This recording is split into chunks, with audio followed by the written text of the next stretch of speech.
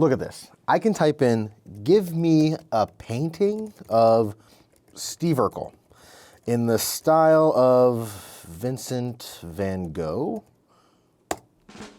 And in a few seconds, there it is. Glasses, suspenders, in front of a starry, swirly sky, and not a dime went to Vincent van Gogh or 90s comedic actor Jaleel White. AI, it basically pulls from all over the internet and it takes artwork that has already been created. Isaiah Williams' work features a lot of bold colors and realistic faces. He has several pieces of art around Cleveland, including these murals in Midtown. What art is and what has always been is something that you pulling from the soul of the people, like the pulse of the community. Williams says he would feel betrayed if public art in Cleveland was not created by a person. Jordan Wong embraces computer technology when creating. To say that there's no room for AI in art creation, I think is too much of a rigid stance. Wong has not used AI for his work yet.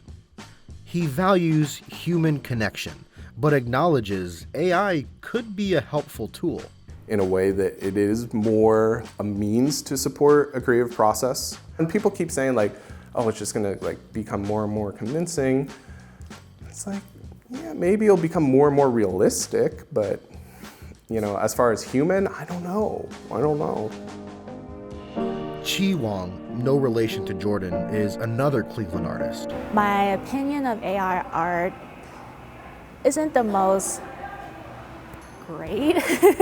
She painted this public piano in an Asiatown Cleveland shopping center with humanized fruits and vegetables. One of the arguments about AI art is that there's a lack of soul.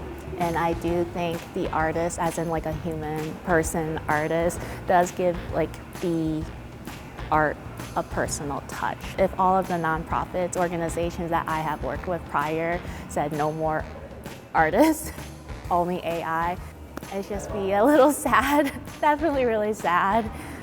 The decision to put up AI-generated art is really up to those who commission the work. We definitely have been thinking about AI-generated art because it's coming up all over. Land Studio is an art organization that's been curating public art in Cleveland for more than 3 decades. As long as it's part of a thoughtful process that still puts the artist as the lead creative and really centers community, I think there could be a place for it.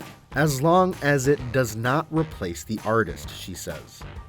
Being efficient isn't the only important part about public art. It's about the culture of the community. I really think that we love our local artists. I think we should continue to invest in them and continue to, showcase their talent in more and more ways.